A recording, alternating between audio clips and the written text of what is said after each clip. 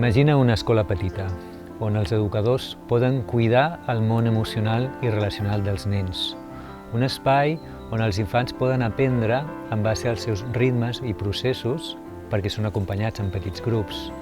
Un lloc on la relació entre els acompanyants i les famílies és una realitat en el dia a dia.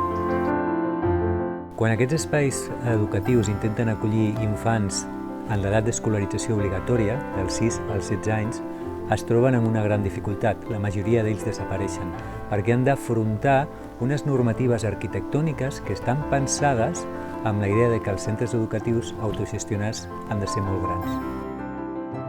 La normativa estableix que cal una aula per nivell, una aula per primer, segon, tercer, etc. Aules de desdoblament i reforços, 6 lavabos, una biblioteca de 45 metres quadrats, sala de mestres, sala de famílies, una sala polivalent de 100 metres quadrats, un exterior de 900 metres quadrats, és a dir, tota una sèrie d'instal·lacions que estan pensades per a escoles grans.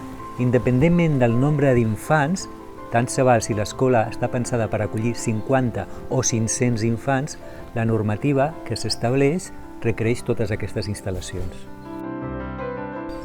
Des de diverses associacions i col·lectius, ja fa molts anys que parlem d'aquest tema amb el Departament d'Educació i amb els representants polítics. I en les entrevistes personals sempre ens diuen que tenim raó, que la normativa cal canviar-la. L'any 2017, la nostra associació va aconseguir que tots els representants polítics a la Comissió d'Educació del Parlament aprovessin una resolució a favor de canviar la normativa, però després no hi ha hagut cap canvi. Per tal d'avançar en aquesta situació, des del CAIEP volem organitzar una jornada a favor del dret a poder crear escoles petites. Convoquem a una primera trobada d'organització el divendres 25 de novembre a Barcelona, a l'Escola Jaume I, a les 6:30 de la tarda. Si teniu intenció de participar-hi en aquesta primera trobada, podeu inscriure-us en el web del CAIEP.